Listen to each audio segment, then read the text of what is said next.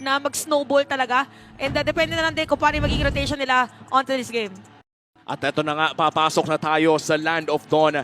It all boils down sa execution. Matapos iluto ng coaches ng mga draft, nasa players na ang bola para ipagpatuloy ang larong ito. Welcome to And Mobile again, this is a Legends. Louie game for Sanji. Rematch ng ating game match-up kung saan nagtapat ang Valir ni Super Friends, pati na rin ang Louie ni Sanji. At sa ikatlong pagkakataon din, makikita natin ang tapatan ng Joy at ng Hayabusa. Oo nga, no? Umayan na. Oo, pakalingan na lang yung mag-rotate. Pero ito yung naging difference with the Sanji's scenario kanina in game number 1. Kasi yung katapat niya or nag-zone sa kanya was a Hylos. Kaya sinecure din talaga dito ng TLPH at least ngayon para may better option siya to do the duality. But yes, basically the same for majority of the heroes in terms of the talents and emblems sa kanilang mga heroes. For Sanford dito also, ganon din, custom support emblem, agility, pagalingan na lang, quantum charge, mabilis din ang kanilang goal. Oo, mukhang tahimik na naman ang ating laro. And sniper ang gagamitin ni Kelra dito para mas safe ang kanyang pagpa-farm dahil napakalayo nga ng range niyan. And so far, no, for TLPH, kaka-level 4 din lang ni Carl TZ at maghihintay na lang siguro ng unang objective fight bago tayo magkabigayan dahil ang hirap na kasi kapag ganitong game 3, ayaw mo magkamali ng maaga. Oo, may mga ganong punto. May mga teams talaga na ayaw mong sabihin natin nagre-risk, lalo na sa mga early portions. Kasi iba na meta natin ngayon, iba na rin ang laruan ng MLBB. Na kapag ka naka-early ka, yung mga first 3 to 5 minutes, nakakuha na kagad ng kalamangan ng team, parang bang ang hirap ng bumawi. Tsaka parang yung meta natin ngayon, chance yung one kill matters eh. Minsan yung isang kill yung magbabago ng buong laro. Kasi madedelay mo na agad pagdating doon sa laning, hindi agad magle-level 4. Tsaka, hindi nga lang 1 kill eh. Minsan yung flicker, malaking factor na agad. Mga Even spells. revitalize yung mga spells ay as much as possible. Gusto mo nga meron bago pa kumuha ng ibang mga objective. Now, strength naman ng TLPH is gonna be the continuous poke on this first kill ng Hylos with Daddy JP. So, Onyx naman dito, ganun din naman. May pangasalag sila doon sa hero ni Super Friends. Hahawakan na ata ito ng TLPH. Sila na rin ang magsisimula ng pinakaunang pagong pero si Brusco, AOG, kumasa na. Okay, inalayo lang dito yung mga miyembro ng Team Liquid Philippines. Pero bumalik pa si Carlito at nakuha niya yung pagong. Kailangan matras si Sanji Grabe dito. stun! Glorious pathway. Si Bruce kayo may ipit. Apat ng miyembro mula sa Team Liquid ang umabante doon. Pero ang Onyx kaya atras na rin. Kalmado lang, Turtle, tas out na agad TLPH with a clean objective take. Parang yun din yung better option na para dito sa TLPH. Kasi pa nag-stay pa sila, nakita nyo yung stun nung skill ng Valir. So, ibig sabihin dito, pag tumagal pa sila, mas hindi na sila makakaalis pa.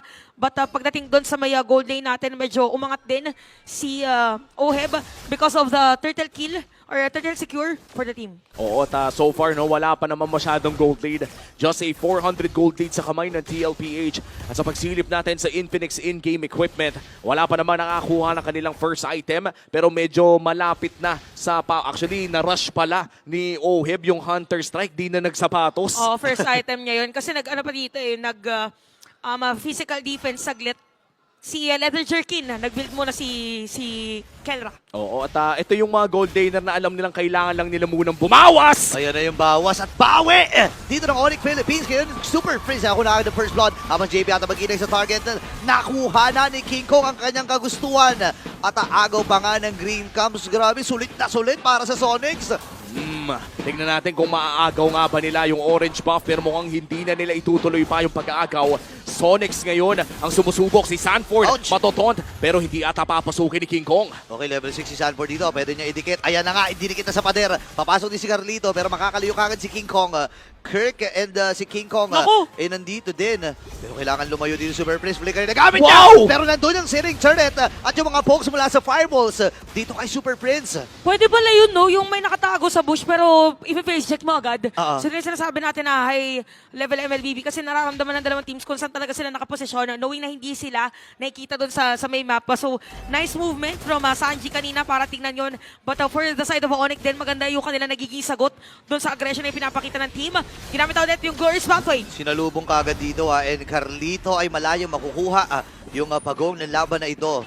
Nakakadalawa na dito ang Team Liquid Philippines and ang Onyx parang hindi na nila, nagde-decision sila dito eh. Ay, hindi naman natin kailangan may pagsabayan eh. Farm lang muna ng farm. Oo, at mukhang medyo delikado si Brusco sa pwestong ito, pero Cho naman makakatakas din agad. Ang huling beses na nakita ang dalawang teams na to ay na-sweep ng TLPH ang Onyx Philippines.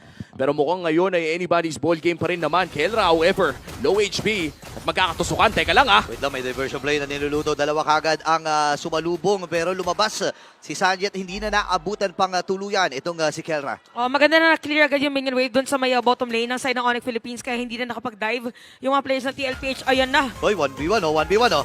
1v1, hindi, atras ako na. Kalmado lang. Kalmado lang. Parang siguro kung kumabit yung shadow ni Carl Laban Tizzy yun. doon, baka nilabanan na niya. Pero sa ngayon ay kalmado muna para sa both teams. 500 gold lead, hindi na gumalaw para sa TLPH at 1 minuto pa nga bago lumabas yung pinakahuling pagong ng larong ito. And looking at the items hatid ng Infinix, papunta na ng BOD si Oo. Kelra, pero si Oheb power spike na. Oh, meron na siya ditong Sky Piercer. Ang difference lang is naka-Fury Hammer tas yung Leather Jerkins nga. So laning kasi dito ang gusto mangyari. But definitely for Onyx, as long as masasama na nila next time sa teamfight si Kelra, magiging maganda for them. So far, grabe yung juggling ng ating dalawang teams in terms of the goal lead. So parang isang teamfight lang inaantay for Onyx para mabawi nila yung kalamangan. Ganon din naman para dito sa side ng Ay, TLPH. lumabas. nakita dun si Sanborn pero hindi na rin mag-a-attempt ang Onyx Philippines sa sumilip. Ngayon si Kirk nakita niya at namataan itong si JP at malayang Torre na sa may bandang ibaba para sa Cavalry. Oh, I think successful pa rin naman yung diversion na yun. Kahit ba sabihin nating lumabas si Sanford ng bagya, hindi naman ibig sabihin nun wala silang nakuha. That's gonna be a turret going to the hands of TLPH. At rekta bakod na nga agad dito sa Turtle pero Uy, mukhang may ibang binabalak ang Nag-flicker. koponan ng TLPH. Napa-flicker ni Brusco si Sanji. So walang flicker dito yung Louie. So most probably para dito sa TLPH, medyo tsempohan lang muna na makakuha ng iba munang objective bago mag-engage for teamfight.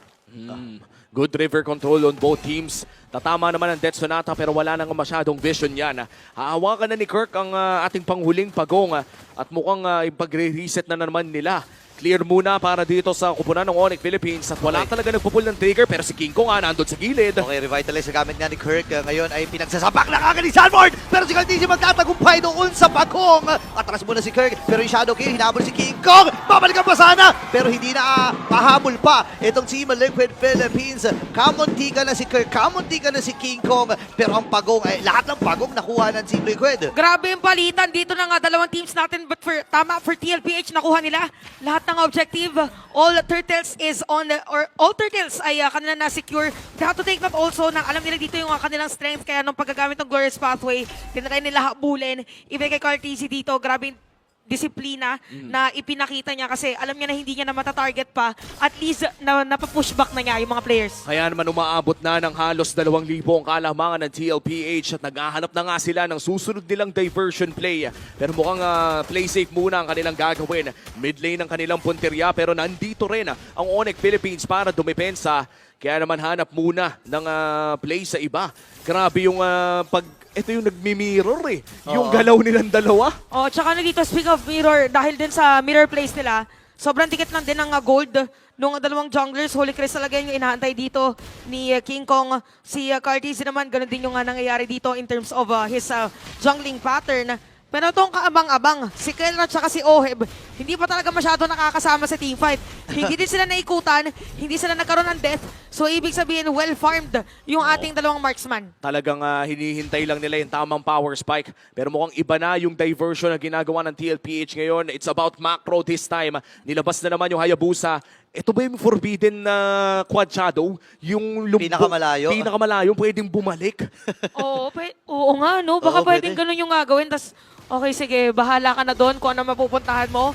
Basta bumalik ka dito. Yun nga eh. Ilang beses na natin nangyari yun. Ilang beses natin nakita yun actually, no? Pero yung sa tagpo na yun ay hindi naman yun yung kanilang ginawa. Pero maraming tayong i-expect na diversion na naman gagaling dito kay Sanji. Ngayon, Lord na pala ang ang pinaka-unang malaking objektiba na lalabas dito. At hinahayaan pa rin nila si Cartesi na i-controlin yung top lane. Ito yung magde-decide kung sino nga ba talaga yung makakalamang ng, sa mid-game natin. No? Kahit ba sabihin natin lamang ng 1,000 yung TLPH, yes, they will have some sort of advantage sa team fight pero hindi pa ito yung clear advantage na masasabi nating kaya nilang pasabugin anytime mga Onyx Philippines eh. Kung sino pa rin makakuha ng Lord, yun talaga. Oh, tsaka ang kinagandahan ngayon for Kelra naman, meron na siyang na-build na Malefic Gun. So medyo masasaktan nun. Yun yung mga medyo nakakatakot kapag biglang may nagtitipi eh. JP, ano Wow! yung gamit na ni Sanford, pero si JP ay mabubuhay pa. Shadow kill, nalinis lang doon. Si Kera ay mamamatay! Isa sa mga main damage dealer ng Onyx Philippines. Maisama din si Kirk, ladies and gentlemen. At pagkakataon ata ng Team Liquid, lumaban na kagad sa 2.3k. Ang kanilang gold, gagamitin Revitalize. Para again, may next round pa. King Sa Kong! wala na next round. Ay, Si Obi nakapakas! naka-flicker din. Tatama ng Cyclone Eye, pero hindi siya aabot. Napatay ni King Kong, ladies and gentlemen. Ngayon naman nahabol ang Team Liquid Philippines. Si Cartesia ay masyadong malayo din. Hinahabol pa rin ni Sanford. Binabody-body niya dito. Pero ang problema ata ay hindi makalapit yung ilan sa mga miyembro dito ng Onyx. Nilapag din yung Glory Spotway para lang talagang sigurado itong Teka lang! kanilang mapupunan na makuha yung Lord na iyon. At si Sanford naman ata ang bibigyan nila. Super Prince naghahanap ng trade. Here comes King Kong, AOG, Carl TC, mga quad shadow palayo. At mukhang yun na nga ang call para sa TLPH. Get the Lord and get out of here. What a nice secure para dito sa TLPH dahil dyan na lumakad din ang kanilang kalamangan. Kita natin dito for JP, ginamit niya yung Glorious Pathway para bumalik yung buhay kasi grabe yung po kanina nila Super Friends. But for Onyx dito, maganda naman is nagkakaroon sila ng trade pagdating sa mga other objective, nasira na rin nila yung mid-lane turret. Pwede na salubungin actually, pero kung titingnan natin dito yung... Wow! Yung gold ni Oheb is at around 8k. 8,200, tas 7k lang yung kay Kelra dito. 1.2k? Oh, it's not everyday din, hindi natin lagi nakikita na parang nahihirapan na si Kelra pagdating sa kanyang laning. Pero definitely for this game, talagang dahil dun sa mga shadow kills din ni Carly Zinera. Uy! Sakit kagad, dalawang rhythm lang. Para dito kay Carl, kailangan umatras. Pero yung Lord ay nasa may bandang ibaba kasama ng cavalry. Meron naman atang pang wave clear dito ang Onyx Philippines. They have the Bennett's Rage. Mukhang hindi pa nila agad ito ibabato. Tinipid muna dahil sakto may holy defense pa naman. At hindi ata makaka-inhibitor turret dito ang kupunan ng TLPH. Available yung diversion play. Pwede sila biglang kumaliwa, bumiglang kumanan kung gusto nilang maghanap.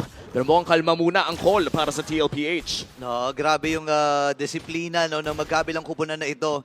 And again, paulan ng mga diversion dito si Sanji. May mga kumukonekta, may mga hindi. Pero ito ata, isa Ayan pa na sa mga naman. plano nila. Brusco! Si Brusco, makataas pa! Ano yung jet kundo? And yun po, habang si Carlisi. Wow! Ano yung Sirik Donut? Tinamaan na rin ang mga Jamobits mula kay Kenara. Takbuhan ng Team Liquid Philippines. Si JP ang magiging next. Magiging 4 ang tutumba.